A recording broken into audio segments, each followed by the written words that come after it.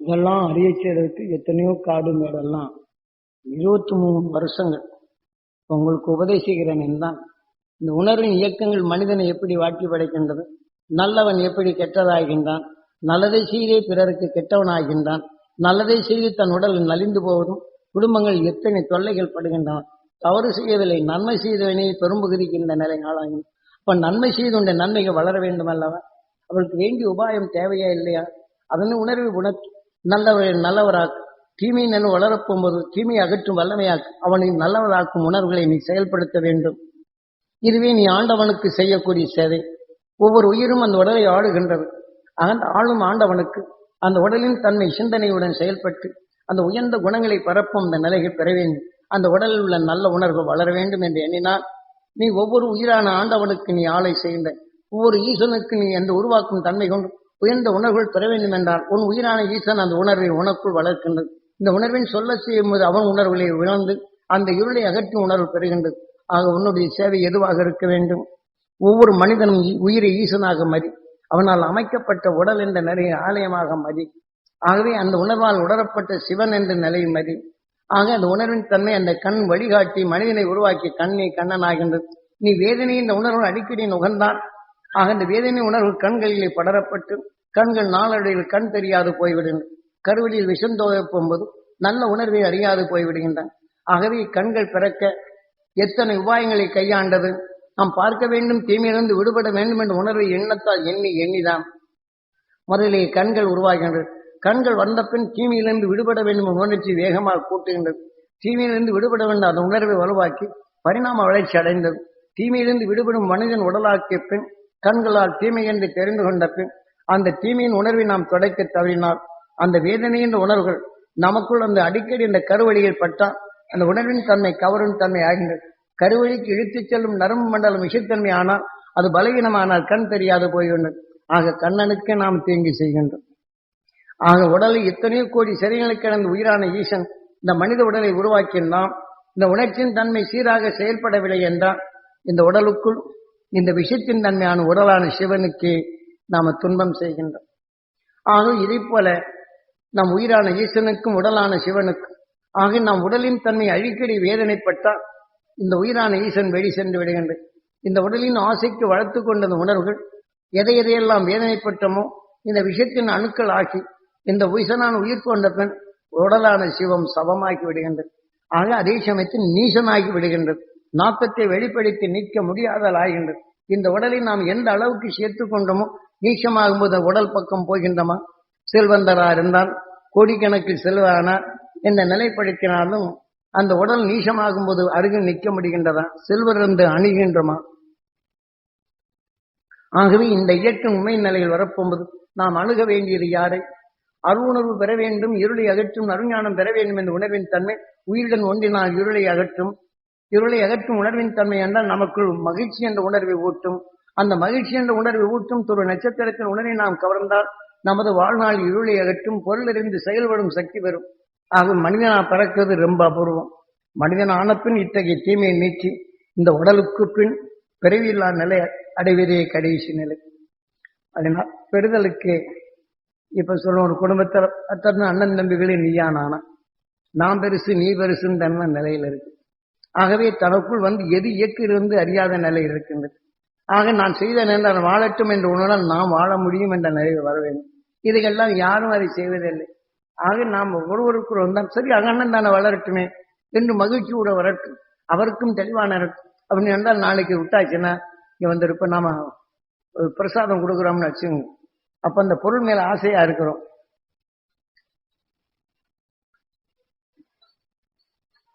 அங்கிருந்து வாய இருப்போம்போது சத்திக்கிட்டே இருப்போம். அந்த ருசியா இருக்குன்னு தெரிஞ்ச உடனே கொஞ்சோடு சுண்டல் கொஞ்சம் வேணும்னு கேட்கறதுக்காண்டி உணர்த்திக்கிட்டு இருப்போம். அந்த சுண்டல் மேல ஆசையில அதில் ஆசைப்படும் போது இந்த பிரசாதம் கொடுத்துட்டு வர்றாங்க பாருங்க, ஒண்ணும் இல்லாதவங்க இந்த கை நிறைய வரும் அள்ளி விட்டுருவாங்க.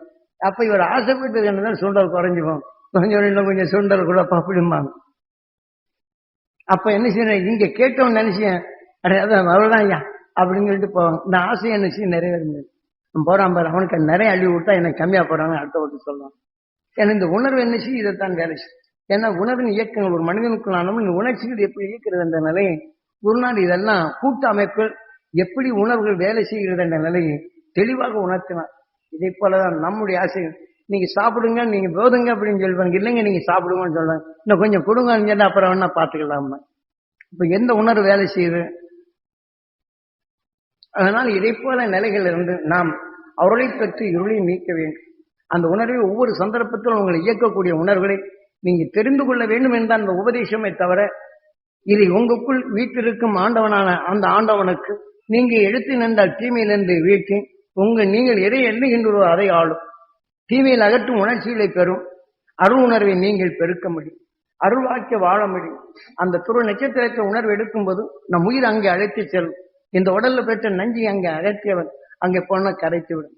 உயிரின் உணர்வின் தன்மை இருளை மாற்றி உணர்வை வெளிப்படும் உணர்வை உணவாக உட்கொள்ளும். துருவ நட்சத்திரத்தின் ஈர்ப்பு வட்டத்தில் பிறவில்லா நிலை என்று 6வது அறிவு 7வது நிலை பெறச்சி. இப்ப நமது வாழ்க்கை நான் இப்படி செய்தேன், எனக்கு துன்பம் செய்தான் உணர்வு வளர்த்து கொண்டால் இதே உணர்வு அந்த உடலுக்குள் சென்று பழிதிக்கும் உணர்வாக செல்லும். ஆகவே அன்புடன் தன் குழந்தையுடைய நிலைகள் அவன் நாம இப்படி செய்தனே அனாவசியமா தலாவை நிற்கிறானே இந்த சொத்தை எப்படி காக்க போறான் அவன் மேல எடுத்துக்கொண்டான்.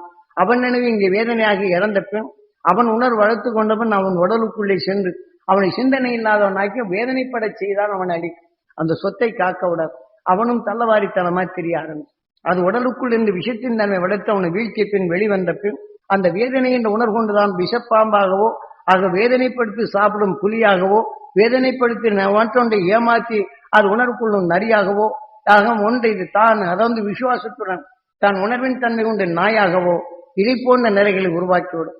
நாம் உணர்வை நுகர்ந்த உணர்வு குப்ப இந்த உயிர் அந்த உடலை அங்கே அழைத்து சென்று அந்த உணர்வாக மாற்றிவிடும் என்பதை மறந்திட வேண்டாம்.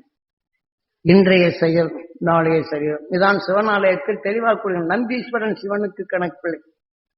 நான் வாழ்க்கை கோபக்காரனா அந்த இரத்த கொழிப்பாக வருகின்றது. அதன் கணக்கின் பிறகு அந்த உடலை வைத்து ஏற்றுகின்றது. இதை கோபித்து உணர்வின் செய்யும் உடலை உருவாக்கிவிடும். வேதனை என்ற நிலைகள் ஒருவன் படுவை பார்த்து நான் ரசித்தால் அந்த உணர்வின் தன்மை வேதனை உணர்வு நமக்குள்ளாகி நமக்குள் வாத நோயாகி பூராம் செயலற்றதாகி வேதனை உணர்வு கொண்டு இந்த உடலை விட்டு சென்றால் அடுத்து எங்கே அழைத்து செல்லும்? பாம்பின் ஈர்ப்புக்கு சென்று விஷத்தை பாய்ச்சி ரசித்து வாழும் பாம்பினமாக மாற்றிவிட நம்ம எதை எண்ணுகின்றோமோ அதைத்தான் அங்கே உருவாக்குகின்றது உயிரின் மேல். ஆக இதை போன்ற நிலையிலிருந்து நாம் மீள வேண்டுமா இல்லையா? ஆகவே இனி வரும் விஞ்ஞான உலகிலிருந்து நாம் நம்மை காக்க உங்களால் முடியாத நிலை ஆனாலும் கருவில் வளரும் குழந்தைக்கு நீங்கள் ஒவ்வொரு குடும்பத்திலையும் கர்ப்பமானால் இதை போல செய்யும். அகசின் துருவனாகி அகண்ட அண்டத்தையும் அறிந்து ஆக இருளை அகற்றி ஒளியின் சரீரம் பெற்ற அந்த துருவ நட்சத்திரத்தின் பேரருளும் பேரொழியும் இந்த கருவில இருக்கக்கூடிய குழந்தை பெற வேண்டும். அந்த குடும்பத்தில் இருக்கிறவங்க அத்தனை பேரும் வீட்டுல சண்டை போடாதீங்க. என் மருமக இப்படி செய்து அந்த பையன் இப்படி செய்தான் கொடுத்தவன் கடன் கொடுக்க மாட்டேங்கிறான் எல்லாம் ஏமாத்திட்டு இருக்கிறான்னு நீங்க வீட்டுல பேசினீங்க. கர்ப்பிணி காதல கேட்டால் இந்த உணர்வெல்லாம் ரத்தத்துல கலந்து நீங்க பேசி உணர்வெல்லாம் அந்த கருவில் இருக்கக்கூடிய குழந்தை கிடைக்கும். இப்ப எதை வளர்க்க போறீங்க? ஆக மொத்தம் டிவியோ மற்றவன் நியாயத்தை பேசுவது போன்று பிறருடைய குறைகளை பேசிக் கொண்டிருந்தால் இந்த உணர்வின் கர்ப்பிணி கேட்டால் குறைவுள்ள குழந்தையாக அவன் எடுத்த குறைகள் செய்து கொண்டே இருப்போம்னு இருப்பான். அதே சமயத்தில் அவன் கொலகாரப்பை அந்த மாதிரி போயிட்டு இருக்கிறான். அவன் அடித்தான் இப்படி எடுத்தான் சொல்லிட்டு நீங்க பேசினால் இந்த கர்ப்பிணி இந்த உண்ணான அந்த குளர் காதலை கேட்டு அந்த கருவிலை வளரும் குழந்தைக்கு ரத்தத்தின் வழி சென்று அதையும் உணர்ச்சி விட்டு அவன் கொலகாரனாக மாறுவான். இதுகளெல்லாம் நம்ம குடும்பத்தில் சில நிலைகளை பார்க்கலாம். ஆக நாம் எதை எடுக்கணும்? ஒரு குடும்பத்தில் பிறக்கக்கூடிய குழந்தை 4 பேர் ஒன்னா இருக்கிறாங்களா? அந்த கருவில் இருக்கும்போது 1லிருந்து 90 நாளுக்குள் நாம் எந்த உணர்வினை நாம் சேர்க்கின்றோமோ அது வருகின்றது. வாத நோய் உள்ளவரை பார்த்தால் அந்த குழந்தையில ஒரு பக்கம் கையிழுத்து வரும். ஆக மொத்தம் ரத்த கொதிப்பு உள்ளவர் பார்த்தா ஒரு பக்கம் இந்த கை கரும்பு சுண்டி இருக்கு. ஆக ரத்த கொதிப்பும் இந்த குழந்தை உடலில் வந்து விடுகின்றது. இதெல்லாம் இந்த குழந்தை தவறு செய்ததா? தாய் கருவிலை வளர்ப்போம் இந்த விஷயத்தின் தன்மை கலந்து அந்த கருவிலை வளர்க்கும் இதிலிருந்து தான் உணவு எடுக்கின்றது.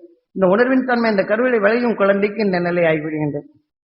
இதே போன்று சர்க்கரை சத்து அந்த சத்து இந்த சத்துன்னு கருவிலேயே வருகின்றது. குழந்தை பிறந்த பின் பார்த்தா இந்த குழந்தை சர்க்கரை சத்து இந்த இன்சுலின் கொடுத்து அந்த வாழ வைக்க முடிகின்றது. இதை போன்ற நிலைகள் நம்ம எரியாத வரும் நிலைகள் இருந்து நாம் குடும்பத்தில் எப்படி வாழ்கின்றோமோ இதே போல குழந்தை உணர்வுகளும் வளர்க்கப்பட்டு இவன் தவறு செய்வனாக மாறிவிடுகின்றான். அவனை எண்ணி நாமும் வேதனைப்பட்டு வேதனை உணர்வு கொண்டுதான் நாம் அடிகின்றோம். ஆக எவனை எண்ணி வேதனைப்படுகின்றோம் வேதனை வளர்ந்த பின் நாம் முந்திய நிலைகள் உடல் இழக்கப்படும் போது நாம் குழந்தை மேலே மீண்டும் வேதனைப்படுத்தி வீழ்த்தும் தன்மை வரும். தேடும் செல்வத்தை காக்க முடிகிறது என்றால் முடியாது போய்டும். ஆக நாம் தேடிய செல்வம் நமக்கு நிலைத்திருக்கின்றதா? நம் உடலில் நமக்கு நிலைத்திருக்கின்றதா? நல்ல யோசனை பண்ணி பார்ப்போம். ஆகவே நாம் என்ன செய்ய வேண்டும்? சற்று சிந்தனை செய். ஆகவே இதை போல நாம் இந்த குழந்தைகளை நாம் எப்படி ஞானத்தை ஊட்ட வேண்டும் என்றால், இதே மாதிரி குடும்பத்தில் இந்த மாதிரி கர்ப்பமாய் இருக்க என்றால் ஒன்றுபட்டு வாழ கற்றுக்கொள்ள வேண்டும். ஆக காலை 4 மணிக்கெல்லாம் அந்த துருவ நட்சத்திரத்தின் உணர்வை பெற்று பழக வேண்டும். அந்த கருவில் இருக்கக்கூடிய குழந்தைக்கு பெற வேண்டும் என்ற உணர்வை ஊட்டி பழகுதல் வேண்டும். அகசின் எப்படி இருளை அகற்றி அகண்ட அண்டத்தை மறிந்து இருண்ட உலகத்தை மாற்றி ஒளியென்ற உணர்வை உலகாக மாற்றி இன்று துருவ நட்சத்திரமாக இருக்கின்றானோ அந்த அருள் கருவில் இருக்கக்கூடிய குழந்தைக்கு பிறக்க வேண்டும் என்று குடும்பத்தில் எல்லோரும் அனைவரும் காலையில் இதை செய்து பழகும். இந்த உணர்வினை உருவாக்குங்கள். ஆனந்த தாய் அதை ஏங்கி அதை போல பெற வேண்டும். என் கருவில் இருக்கக்கூடிய குழந்தை உலக ஞானம் பெற வேண்டும், உலக இருளை அகற்றிடும் அறிஞானியாக வேண்டும் என்ற உணர்வினை செயல்படுத்தும். அந்த 10 மாதம் குறைஞ்சபட்சம் அந்த 10 மாதம் இல்லை என்றாலும் இந்த 3 மாதமாவது இந்த 390 நாளுக்குள் இந்த உயர்ந்த உணர்வுகளை எடுத்துக்கொண்டால் வலுப்பெற்றுவிடும். அந்த மாதிரி நீங்கள் செயல்பட்டு அந்த 10 மாதம் இதே போல எண்ணினால் நாம காக்க முடியும். அதே சமயத்தில் வீட்டில் இருக்க போகும்போது அந்த அவங்க சாபமிட்டார்கள், இவர்கள் சாபமிட்டார்கள், இவர் இந்த மாதிரி செய்தார்கள் அடிக்கடி எதிர்விட்டால் அவர்கள் சாபமிட்ட நிலையை நாம் முறைப்படுத்தி செல்லப்படும் போது தாய் கர்ப்பிணி அதை கேட்க அந்த உணர்வின் தன்மை நுகர நேருகின்றது. இந்த சாபலைகள் நாசமா போகணும்னு சொன்னா அவங்க குடும்பத்தை இப்படி போகணும்னு சொன்னா இப்படி எல்லாம் உலகத்தில் இருக்கான்ட்டு இந்த கர்ப்பிணியா இருக்க போகும்போது குடும்பத்தில் பேசினார். இந்த உணர்வின் தன்மை அந்த கர்ப்பிணி நுகர நேர்ந்தால் அந்த உணர்வு ரத்தத்திலே கலந்து அவர்கள் சாபமிட்டது போல குழந்தைகளின் கருவு சிதைந்துவிடும், உருமாறிவிடும். ஆகவே இதை போல ஒரு கர்ப்பத்தில் இருக்கப்படும் போது வீட்டுக்குள் சண்டை போட்டு ஒருவருக்கொருவர் தீமை என்ற உணர்வை வளர்த்துக் கொண்டால் அந்த கருவிலை வளர்க்கொள்ள மூளையுடைய சிந்தனை மாறிவிடும், அல்லது இந்த உணர்வின் தன்மை உறுப்புகளை மாற்றிவிடும். ஆக இதை போல சில நிலைகள் உடல்கள் சிதைந்து விடும் நிலை கூட வருகின்றது. ஆக ஊனமான உடலாக மாற்றி விடுகின்றது. ஆகவே நம்முடைய எண்ணங்களை அங்கு சிதைகின்றது. இதை போன்ற நிலைகள் கர்ப்பமாகிவிட்டால் இன்று விஞ்ஞானத்தை வெல்லக்கூடிய அருஞானத்தை நீங்க வளர்க்க வேண்டும். உங்களால் முடியவில்லை என்றாலும் அந்த கருவில் வளரும் குழந்தைக்கு அந்த துருவ நட்சத்திரத்தின் பேரருளும் பேரொழியும் பெற வேண்டும். அதாவது இந்த கர்ப்பிணி உடலை படர வேண்டும், அந்த உலகை வென்றிடும் அறிஞானியாக வேண்டும், இருளை அகற்றும் அறிஞான வேண்டும் என்று அகசின் பெற்ற அருள் எல்லாம் அகண்ட அண்டத்தின் அருளை பெற்று இருளை அகற்றும் அறிஞானி ஆக வேண்டும் என்று குடும்பத்தில் உள்ளவர்களும் செவி கொண்டு சொல்லும். காலையில் எந்திரிச்ச உடனே இதே மாதிரி சொல்லிப்படும். காலையில் ரொம்ப நேரம் எந்திரிக்கவில்லைன்னாலும் கூட 5:45 6:15 அதை நினைங்க. இரவில் படுக்க செல்லப்படும் போது தீபத்தை ஏற்றுங்க. இதே போல நீங்கள் ரோஜாப்பூ, தேன், இந்த குங்குமப்பூ இதை போன்று கலந்து 2 இதழாவது இதே போல தியானித்து விட்டு இந்த அருஞானியை போன்ற உலகை நறுமணமாக்கும் நறுவுணர்வை ஊற்றும் அருஞானியாக இந்த கருவில் வளர வேண்டும் என்றும் சுவை கொண்ட நிலைகள் அவன் சொல்லிலையும் செயலையும் சுவை கொண்டதாக மாற வேண்டும் என்று அந்த குழந்தைக்கு ஒவ்வொரு இதெல்லாம் எடுத்துக் கொடுங்க. கர்ப்பிணி இதை போல சொல்லும். அந்த கருவிலை வளரும் குழந்தை ஞானியாகும். ஆக அந்த மாதிரி குழந்தைகள் வளர்ந்து விட்டால் உங்க குடும்பத்தில் சாப அலைகளோ பூர்வ ஜென்ம அணைகளோ இருப்பினும் இதை மாற்றி அமைக்கும் திறன் உள்ளதாக மாறுகின்றது. அவனை வைத்து உங்களுக்குள் இந்த அருளும் பிறக்கின்றது. இவனை வைத்து பெருள் அரும்போது அவன் பெரும் உணர்வை நுகர்ந்து நமக்குள் இருளை பெருக நீக்கிடும் அருஞானியாகவும் நமக்குள் நல்லதை செயல்படுத்தும் உணர்வை மாற்றி அமைக்கும் அருஞானி ஆகின்றான். அவன் வளர நம் இருளை போக்க நாம் பொருள் காண அதன் வழியில் அந்த அருள் உணர்வை நாம் பெற முடியும். ஆக குழந்தை என்றல்ல, இன்று அது குழந்தையாக இருக்கலாம், ஆனால் அருள் உணர்வு பெறப்படும் போது அது அருள் ஞானத்தின் நிலையை குழந்தையாக இருக்கின்றது. நமக்குள் இருளை அகற்றும் ஞானியாக்க வேண்டும். ஆக இதன் போல நீங்க பழகும். இதை பெண்கள் பற்றியிலே இது பெரும்பகுதி இந்த உணர்வை நீங்க வளர்த்தீர்கள் என்றால் நாளை வரும் விஷ உலகம் போர் முறைகளும் தீவிரவாதம் என்ற உலகில் பரவி உலக மக்கள் அனைவரும் இத்தனையும் அல்லாடும் காலம் வருகின்றது. 2014க்குள் இத்தகைய தீமையின் உணர்வு பருவதற்கு முன் உங்க ஞான குழந்தைகளை உருவாக்கும். அவன் வளர உங்க குடும்பத்திற்கு தீமை வராத நிலையும் தீமை நீக்கிடும் அருஞானியாகவும் ஒவ்வொரு நொடிகளிலும் செயல்படுகின்றான். இன்று விஞ்ஞானி எப்படி தன் யுக்தியின் உணர்வால் மற்ற நிலைகளை தடுக்கும் உபாயங்களை கொண்டார்கள். அதே மாதிரி அகசியன் அக்காலத்தில் பூமியின் நிலைகள் அதிகமாக சேர்க்கையாகி அது நீளமாக வளர்ந்து திசை திருப்பப்படும் போது அதனை இப்படி தன் உணர்வின் தன்மை ஈர்த்து அந்த உணர்வின் தன்மை தனக்கொழுத்து திசை திருப்பினான். ஆக 2ம் கரைகின்றது. கரைந்த நிலையில் நீளம் குறைகின்றது. இந்த பக்கம் வரும்போது சமப்படுத்தணும். அது சமப்படுத்திய நிலையில் திசை மாறுகள் இது கரைந்து இந்த உணர்வின் தன்மை நமக்குள் வரும். இந்த காலம் வரும்போது விஞ்ஞான அறிவென்ற நிலைகள் மனிதனுக்குள் பெருகி உலகவே இருசூழும் நிலை வருகின்றது. இதை போல அந்த அருள் ஞானியின் உணர்வை நாம் பெற்று இந்த உணர்வின் தன்மை இந்த காற்று மண்டலத்தில் நச்சுத்தன்மை அகற்றி இந்த பூமியில் மனிதன் என்ற நிலைகள் முழுமை பெற செய்ய வேண்டும். நம்ம எரியாது சேர்ந்த உணர்வின் இருளையும் போக்க அந்த ஞான குழந்தைகளை வளர்த்து விட்டால் அவன் துணை கொண்டு நம்மை பிறவியில்லா நிலையை அடையவும் நமக்குள் வரும் இருளை போக்கும் அருள் ஞானத்தை வளர்த்தலாம். இது சாதாரணமானதுதான், மிக கடினமானதல்ல. நீங்கள் தவமிருந்து காட்டுக்குள்ளிருந்து பெறும் ஜபத்தை காட்டிலும் இந்த கருவிலை வளரும் குழந்தையின் தன்மை கொண்டும் இருளை அகற்றும் அருள் ஞான குழந்தை வளர்ச்சி நம்ம குடும்பத்தில் வரும் சாபாலைகளோ தீயாலைகளோ பாவாலைகளை போக்கும் திறன் அந்த குழந்தை கொண்டு அவன் வளர அவன் பார்வையில் வரும். திருஞான சம்பந்தர் அவனுடைய தாய் கருவிலே இருக்கப்படும் குழந்தை இல்லை என்று தாயில் ஏங்கியது. அந்த கருவுற்ற பெண் அந்த சிவனாலயத்தில் நஞ்சை வென்றவன் சிவன் என்று நிலையில் கொண்டு அவன் பார்வையில் சகல பிணிகளையும் போக்கினான் என்று கதாகால சேமம் செய்வதை கருவுற்ற காலங்கள் எண்ணி அந்த தாய்தான் என் கருவில் எழும் குழந்தைக்கு அந்த சிவனின் ஆற்றல் வேறும் நஞ்சினை அடைக்கிடும் தன்மையும் நஞ்சினை நீக்கிடும் தன்மையும் உலக மக்களை காத்திருந்ததை என் குழந்தைக்கு பெற வேண்டும் என்ற உணர்வை எடுத்துக்கொண்ட அந்த திருஞான சம்பந்தர் தான். அந்த பிறந்த பெண் அவன் கண்ணால் பார்த்தா போறோம். ஒருவருக்கு நோய் என்றால் விஷம் நீங்கி அவன் மகிழ்ச்சி அடைகின்றான். விஷமே தீண்டினாலும் அவன் சொல்லை பயந்த பின் விஷம் நீங்கி விடுகின்றது. அவன் மகிழ்ச்சியுடன் எண்ணி இயங்குகின்றான். ஆக அவன் சிறிது காலந்தான் வாழ்ந்தான். ஆக உணர்வின் தன்மை இருண்ட உலகிற்கும் அவன் வேதனை தந்த நிலையில் வரும்போது நீண்ட காலம் வாழ முடியலை. அவன் உணர்வின் தன்மை அதிகமான பின் உணர்வு ஒளியாக மாறி சென்றான். அவன் உணர்வின் தன்மை மக்களுக்கு கிடைக்க முடியாது போய்விட்டு அவன் பார்வையில் சர்வ பிணிகளையும் விடினான். இவன் ஆசை கொண்டு என்ன செய்கின்றான்? பாம்பு தீண்டி ஒரு உடலை இறந்து விட்டான். அவன் திருஞானம் வந்தவுடனே அவனை இந்த உணர்வின் தன்மை ஞானத்திறன், அதனால் திருஞான சம்பந்தன் தொடர் கொண்டவன் என்ற நிலை வைத்தனன். ஆகவே ஒரு விஷம் தேங்கிய பெண், இறந்துவிட்ட பெண், அதை சுற்றி சாம்பலை கையில் எடுத்துக்கொண்டு திருஞான சம்பந்தன் வந்து பார்த்தா இவன் உயிர் எழுவான் என்று இப்படி மூட நம்பிக்கையில் இருந்து அவன் நிலையை சாம்பலை வைத்தார். ஆகவே இந்த விஷம் தேண்டி விட்டது. உன் பார்வையில் விஷத்தை நீக்கிவிட்டு என் குழந்தையை நீ எழுப்பி கொடுப்பாய் என்று இதனிடத்தில் மூட நம்பிக்கையில் கேட்கின்றான். அவன் அப்போது சொல்லுகின்றான், ஆக இந்த உடலின் உணர்வு மறைந்து விட்டது, அந்த உணர்வின் அலைகள் இங்கு இருக்கிறது பார், உன் குழந்தை மடிந்து விட்டது என்று எண்ணுகின்றான். அந்த உணர்வுகள் விஷத்தின் தன்மை கொண்ட உடலின் உருவில் என்று அந்த உருவில் இருந்த பின் இதே மீண்டும் விஷத்தின் தன்மை தீண்டினால் இதன் உணர்வும் விஷத்தின் தன்மை கொண்டு பாம்பின் ஈர்ப்புகள் சென்று இந்த உடல் பெறும். மீண்டும் மனிதன் நீ அடித்தால் அந்த உயிர் வந்து மனிதனாக்கி இந்த உணர்வின் தன்மை கொண்டு மனிதனாக முடியும். அந்த திருஞான சம்பந்தர் சொன்ன அந்த கேள்வியே இல்லாது போய்விட்டு அவன் கூறிய நிலைகள் இல்லை. ஆக இவருக்கு தக்கவாறு பல முறைகளை பார்த்து மாற்றிக்கொண்டான். ஞானிகள் கொடுத்த உண்மையின் உபாயங்கள் அனைத்தும் மறைந்து விட்டது காலத்தால். ஆகவே இந்த விஞ்ஞான உலகில் இருக்கும் நாம் இந்த உடலில் நாம் எவ்வளவு தேடி செல்வம் என்றாலும் நிலைக்க முடியாத காலம் வந்துவிட்டது. நாம் நிலையான சொத்து நாம் எதை தேட வேண்டும்? ஆக அருள் உணர்வை நமக்குள் தேடி அனைவருக்கும் இந்த நிலை பெற வேண்டும் என்ற உணர்வை கூட்டினால் பிறருடைய தீமைகள் நம்மை தாக்காது. அருள் உணர்வை நமக்குள் பெருக்கி இந்த உடலுக்கு பின் சிவனாலயத்தில் நந்தீஸ்வரன் சிவனுக்கு கணக்கு பிள்ளை அந்த அருள் உணர்வின் தன்மை நமக்குள் கணக்கு கூட்டினால் இருளை நீக்கி உணர்வின் ஒளியாகி இந்த உடலை விட்டு இந்த உயிர் செல்லதான் எங்கே ஒரு நட்சத்திரத்தில் ஏற்பட்டது. ஆக நான் இப்படி செய்தேனே, துரோகம் செய்த உணர்வின் கணக்கானால் எவன் உணர்வை எடுத்து இங்க வளர்த்தோ அந்த கணக்கின் பிரகாரம் இவன் உடலை சேர்ந்து அந்த விஷயத்தின் தன்மை பறக்கத்தான் செய்யும். அதனால்தான் சிவனாலயத்தில் நந்தீஸ்வரன் சிவனு நாம் சுவாசிக்கு உணர்வு உருவாகின்றது. ஆகவே நாம் கணக்கின் தன்மை உருவாகும் தன்மை வருகின்றது. உயிர் ஈசனா இருக்கின்றது. உணர்வின் நுகர்ந்தான் அந்த உணர்வின் தன்மை மீண்டும் தன் இனத்தை வளர்க்கும் தன்மை வருகிறது. சிவ தத்துவத்தில் தெளிவாக கூறப்பட்டுள்ளது. அதை யாரால் நாம் சிந்திக்கின்றோமா? யாரும் சிந்திப்பதில்லை.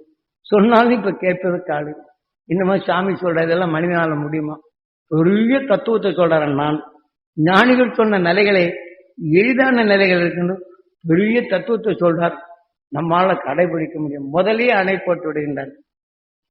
அப்புறம் எப்படி பெற முடியும்? அந்த அருளை நாம் ஒவ்வொரு நொடியும் பெற முடியும். ஆக உருவம் அமைத்து அருவ நிலைகளை நாம் எடுக்கும்படி செய்கின்றன. ஆகவே இந்த சிவனுடைய நிலைகள் நாம் எதை எடுக்கணுமோ சுவாசித்தால் அந்த உணர்வின் தன்மை பெறுகின்றது. நுகர்ந்த உணர்வு நாம் உடலாகின்றது என்ற நிலையை இங்கே தெளிவாக கூறுகின்றன.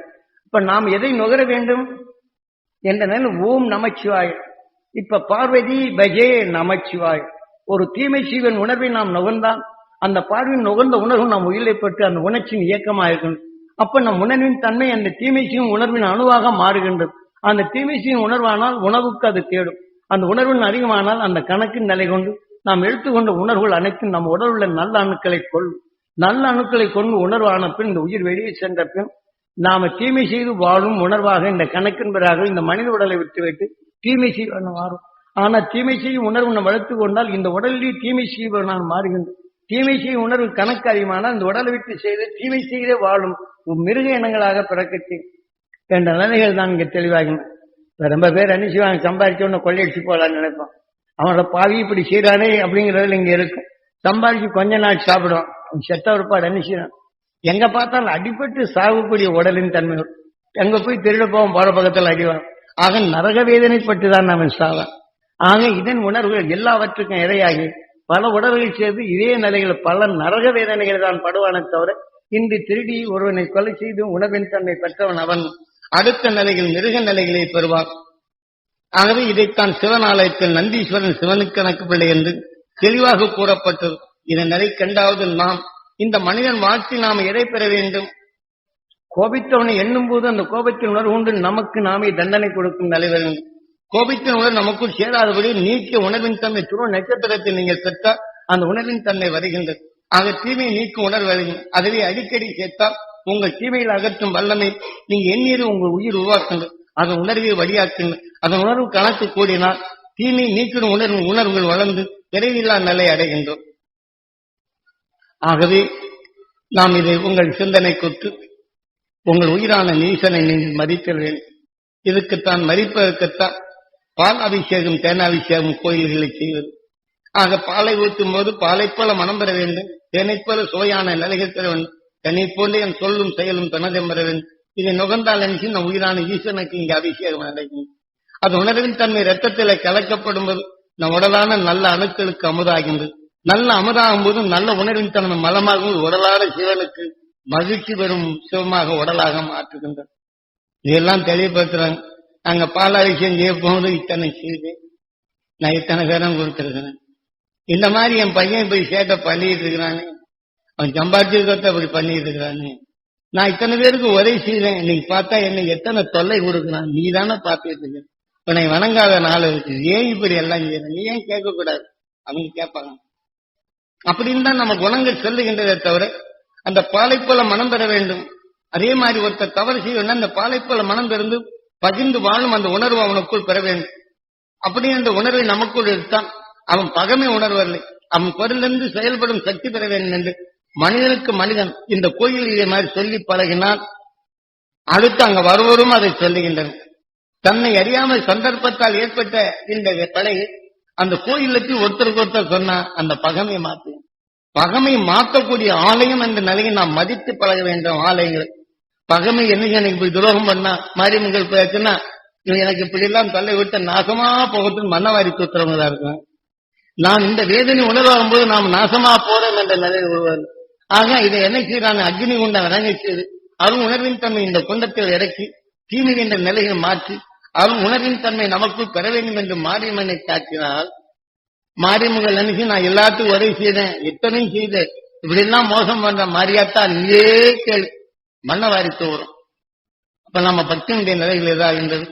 வெறுப்பு உணர்வைத்தான் நம்ம ஆலயத்தை பயன்படுத்தினவை தர பண்படும் மனங்களை உருவாக்குவது அறியாது இயக்கும் உணர்வு நாம் மீள்வதற்கு சிலை வைத்தனர். தீமைகளை சுட்டுப்பசு அக்னி குண்டம் இறங்க செய்தனர். தீமை என்று எப்போது உணர்கொண்டமோ அரும் ஞானிகளை இந்த குண்டத்துக்குள் இறக்கி தீமை என்ற நிலையை பொசித்து பழகும். அது முளைக்காத பழகும். அதான் விநாயகர் சத்துவத்தில் விநாயகர் சதுர்த்தி வேதனை என்ற உணர்வு நமக்கு விட்டால் அது சுட்டு பொசிக்கினால் அது முளைக்குமா? இப்ப பருப்பை வேக வைத்தால் முளைக்கின்றதா? முளைக்க முடியும். ஆகதான் விநாயகர் சதுர்த்தி என்றால் நமது வாழ்க்கை எப்போது தீய வினைகள் வருகின்றதோ அதை நிறுத்தி பழக வேண்டும். அருள் உணர்வை நமக்குள் பெருக்கி பழக வேண்டும். அருள் உணர்வை நமக்குள் இருளை அகற்றிடும் அருள் ஞானத்தை நமக்குள் பெருக்கி பழக வேண்டும். இதைத்தான் ஞானிகள் காட்டியுள்ளார். ஆகவே இதன் வழி நாம் செயல்படுவோம். நம் மூதாதைகளை இன்று கூட்டு அமைப்பாக இருந்து நாம் இன்னமும் சொல்லலாம், மணிக்கமே உட்காரலாம். மணி இன்னும் இப்ப என்ன ஆகுது, 9:45 ஆயிப்போச்சான். அதனால நாம் இதையெல்லாம் உணர்ந்து நமது வாழ்க்கையில் விஞ்ஞான உலகில் இருக்கின்றோம். எந்த நிமிஷம் இன்று விஷத்தன்மையை கொண்டு இன்று பூச்சிக்கொள்ளும் மருந்துகளை வைத்துள்ளார். அதுவே ஒவ்வொரு நாடும் வைத்துள்ளது.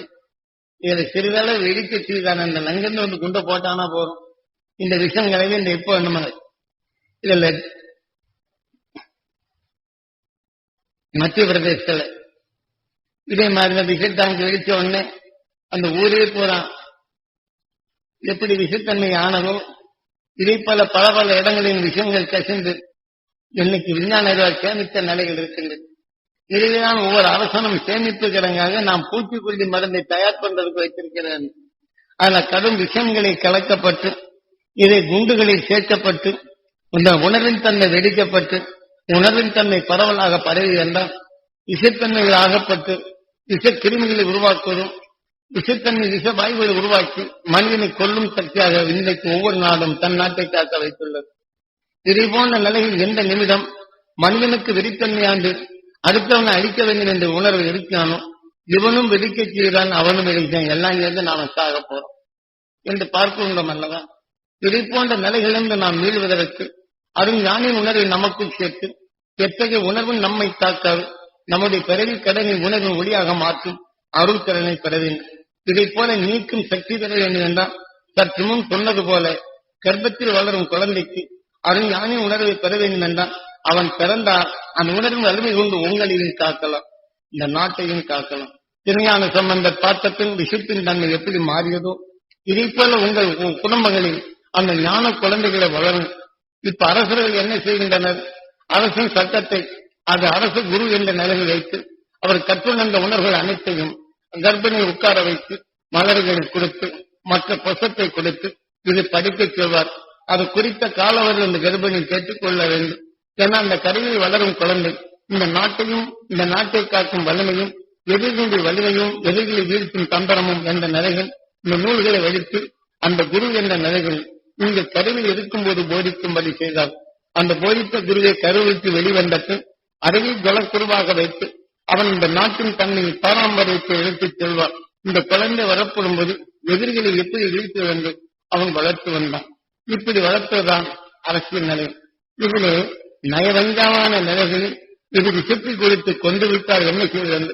இந்த கர்ப்பிணியில் இருக்கும் போது அந்த ஒவ்வொரு பருக்கையிலும் தலைமுடியில் எடுத்து பலவிதமான விஷயங்களை ஒவ்வொரு நாளைக்கு ஒவ்வொரு விஷயத்தை பதித்து அது உணவாக உட்கொள்ளும். இது ரத்தத்தில் கலந்து கருவில் வளரும் குழந்தைக்கு விஷத்தை தாங்கி உணர்வை உருவாக்கி இப்படி செய்தனர்.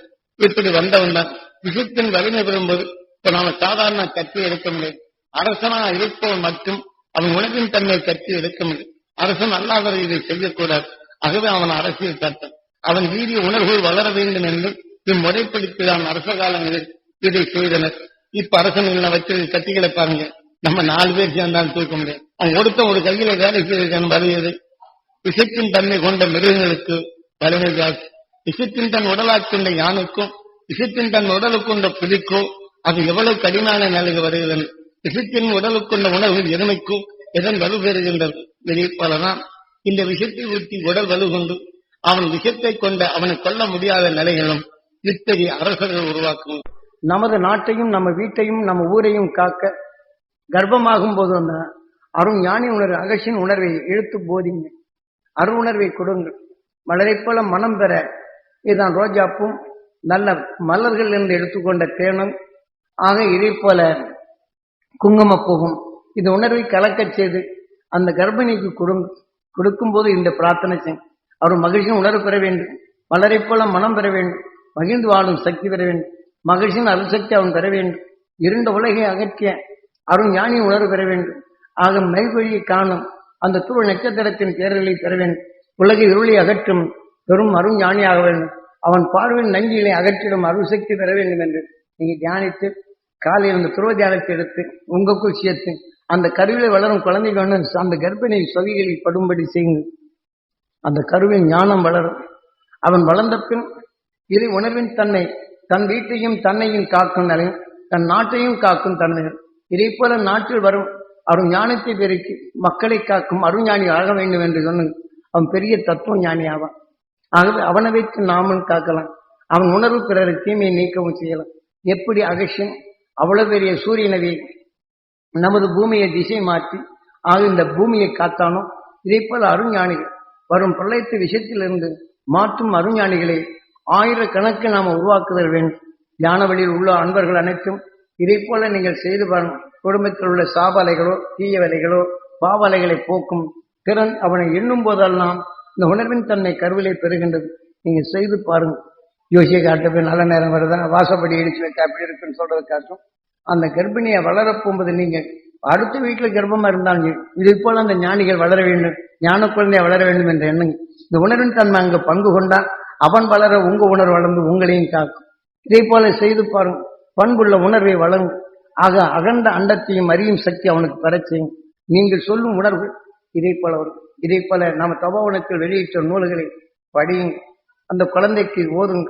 அந்த செவி கொண்டு கேட்கும் உணர்வுகளை ஊட்டுங்க. பிறகுதான் நிலையை அறிந்திடும் அரும் ஞானியாக உருவாக்கும். ஆக நாளை வரும் விஞ்ஞான வளையத்தை அஞ்ஞானத்தை அகற்றி மெய்ஞானத்தை புகற்றும் மெய்ஞானிகளை வளர்க்க செய்யும்.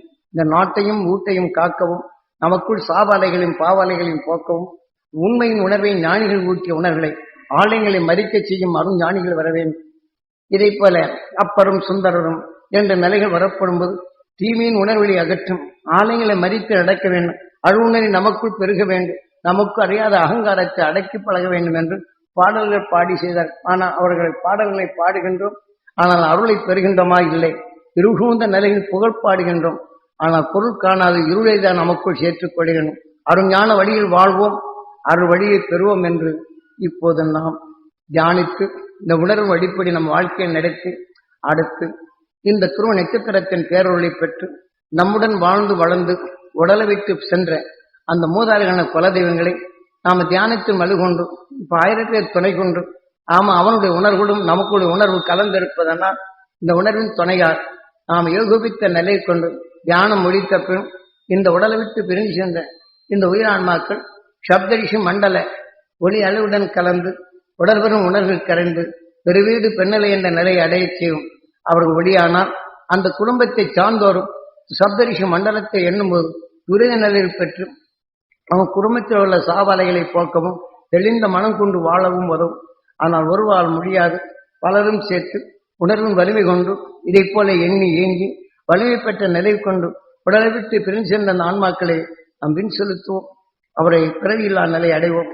அழியா ஒளி சரீரம் பெறச்சியும் அந்த உணர்வை நாம் பெறுவோம். அந்த உணர்வும் வழிப்படி நாமும் இருளை அகற்றி நம்முடைய ஈர்ப்பு வட்டத்தில் துருவ நட்சத்திரம் ஈர்ப்பட்டத்தில் நம் உணர்வை சேர்ப்போம். பிறவியில்லா நிலை அடைவோம் என்று பிரார்த்தித்து இப்போது நாம் தியானத்துக்கு செல்வோம். நமது குரு காட்சி அருள்வழி நாம் என்றும் ஏகாந்த நிலை என்ற நாம் பெறுவோம். அதற்கு நாம் இப்போது தியானிப்போம்.